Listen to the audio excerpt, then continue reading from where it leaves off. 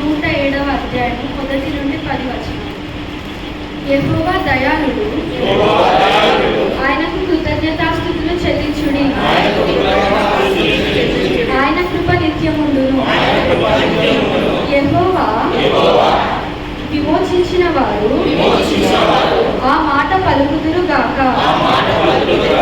విరోధుల చేతిలో నుండి ఆయన విమోచించిన వారు తూర్పు నుండి, పడమట నుండి, ఉత్తరము నుండి, దక్షిణము నుండి, నానా దేశముల నుండి ఆయన పోగు చేసిన వారు ఆ మాట పలుకుదురు గాక. వారు అరణ్యమందలి ఎడారి త్రోవను తిరుగులాడుచుండిరి. నివాసపురం ఏదియు వారికి దొరకకపోయెను.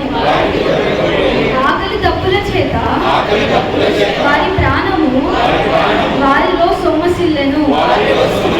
వారు కష్టకాలమందు యెహోవాకు మొరపెట్టి ఆయన వారి ఆపదలో నుండి వారిని విడిపించెను. వారొక నివాసపురము చేరునట్లు చక్కని త్రోవను ఆయన వారిని నడిపించెను.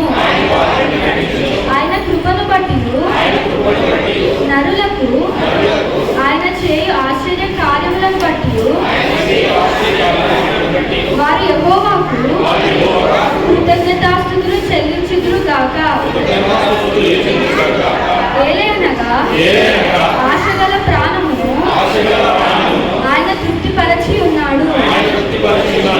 ఆకలి కొనిన వారి ప్రాణమును మేలుతో నింపి ఉన్నాడు.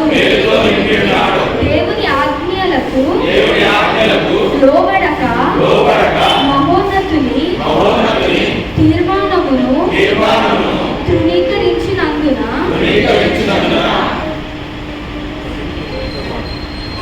బాధ చేతను ఇనుప కట్ల చేతను బంధింపబడిన వారై చీకటిలోను మరణాంధకారములోను నివాసము చేయువారి హృదయమును ఆయన ఆయాసము చేత